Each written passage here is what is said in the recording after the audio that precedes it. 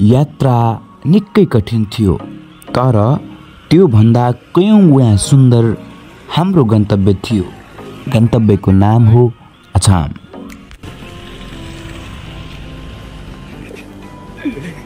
So अब चाहिँ हामी यो बाटो अलिकति खराब भएको कारण यतितिर झऱ्यौँ।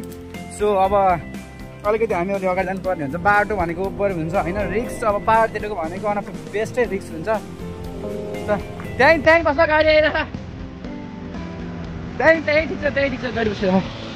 पाहाडले बिर्छ बढी बेसी भइरहेको तर आम्मा दाइ राइडहरू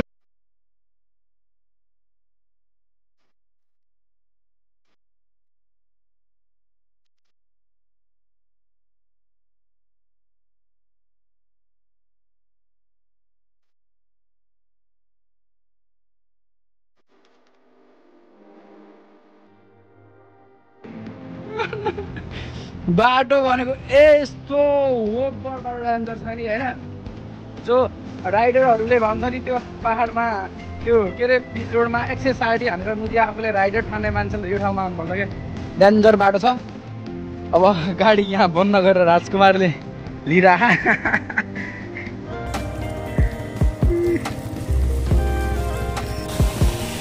अब चाहिँ हामी केही छिनको अलिकति पछि अब बाइकमा अलिक ठाउँ नभएको कारण अब हामी अगाडि जानु पर्यो। खुट्टा नटेका जाऊ।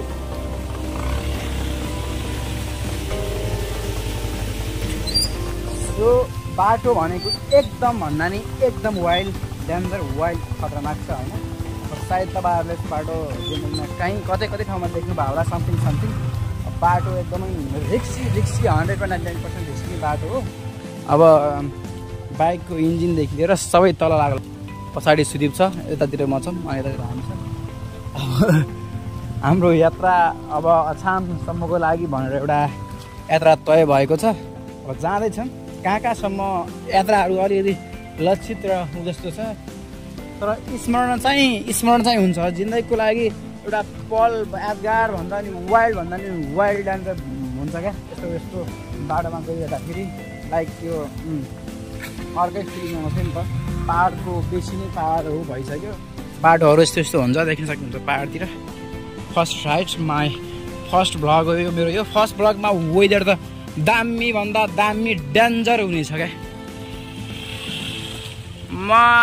बब्बाल सुदीप प्रोटेक्ट 0.8 ल वैछु त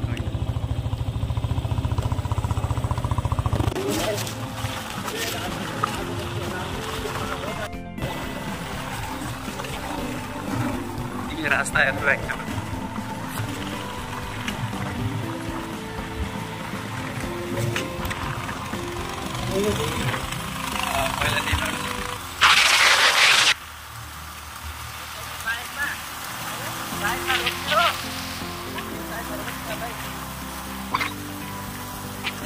सो हामी चाहिँ जस्ट अहिले अब कुइने पुलमा पुगिसक्यौँ। कुइने पुलमा पुगिसकेर नि सो अब चाहिँ हामी इलाका प्रहरी कार्यालय बाबिया चौर सुर्खेतमा प्रवेश गर्दैछौँ। अबको यात्रा चाहिँ हाम्रो अब हामी यहाँबाट हिँडिसक्यौँ। सो पुलको यो पुल भनेको धेरैभन्दा पनि धेरै पछि बनेको पुल हो। समथिङ तपाईँको 2 दशक लाग्यो होला यो पुल बन्न चाहिँ। 2 दशक पछि स्थानीय सरकार, सङ्घीय सरकार र प्रदेश सरकारको बजेट पछि यो पुल बनेको भन्ने सुन्ने मानिन्छ। तर यतातिरको वेदर भनेको अब बब्बाल आउँछ भाइब्सहरू होइन। पहिलाको बाटोहरू यो हुँदै तपाईँहरूले यो हुँदै माथि जान सक्नुहुन्थ्यो। पहिला यहाँबाट यस्तो सर्टकट मिल्थ्यो। यही खोलाको माथि एउटा सानो नदी खाल्डा पनि थियो। अब हाम्रो राजकुमार राइडमा के कस्तो लाग्यो राजकुमार? ल भन नि त। सो जो एक्सपिरियन्स भयो होइन जिन्दगीमा तपाईँलाई पनि हुन्छ हामीलाई पनि हुन्छ। यो बाटो आउँदाखेरि जिन्दगी एकदम हुन्छ। त्यो के भन्छ पाहाडको अनुभूति तपाईँले छुट्टै पाउनुहुन्छ। तर राइडमा एकदम तपाईँ राइडको मजा चाहिँ छुट्टै पाउनुहुन्छ। तपाईँसँग बाइक अझ धेरै राम्रो छ भने त्यो पनि पाउन सक्नुहुन्छ। फेरि हाम्रो नेक्स्ट बाइक आइसक्यो अपाची अपाची पनि अब यतातिर हुन्छ अहिले। अब केटाहरूको यात्रा कस्तो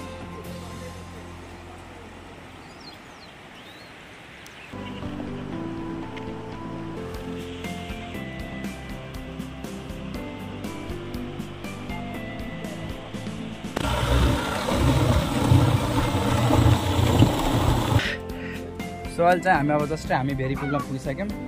भेरी पुलको पारिपट्टिको यात्रा गरेर अब चाहिँ हामी यता पाहाडको यात्रा हुन्छ। अब चाहिँ हाम्रो केटाहरू यता रहेछन्, पाहाडको यात्रा भइसक्यो अब चाहिँ हाम्रो। तर फिल चाहिँ ओभरै फिल भइरहेको होइन, ओभर भन्दा पनि ओभर त्यो कस्तो फिल भइरहेको छ भने अहिले त्यसलाई पोख्नै नसकौँ। यस्तो पाहाडको फुल अनुभूति त्यस पनि देख्न सक्नुहुन्छ। अलिअलि नराम्रो फिल आइरह होला। यो भेरी पुल भन्दो रहेछ, भेरी यता पुग्यो भने भेरी पुल भन्दो रहेछ, उता पुग्यो भने कर्णाली चिसापानी भन्ने नदी चाहिँ यही हुँदो रहेछ। अन्त सिनेमाटिक साउन्ड आउने एउटा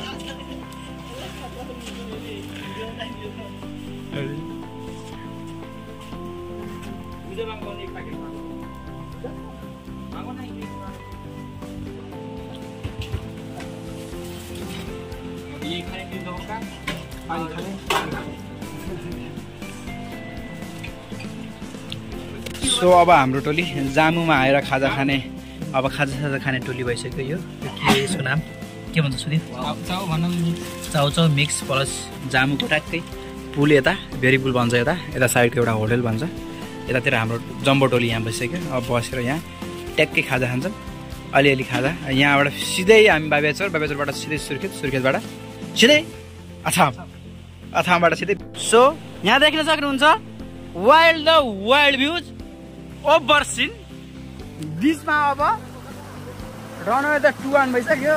अब यस्तै हो, जुत्ता पनि पुरै भिजेको यहाँ। यो डगरामा के भयो भने चाहिँ बिचमा पानी सानी अलिअलि अब त्यही हो, पानी सानी गयो। अब गाडी बन्द हुन्छ, त्यसलाई अब व्यवस्थापन चाल्ने हो त्यही हो। अब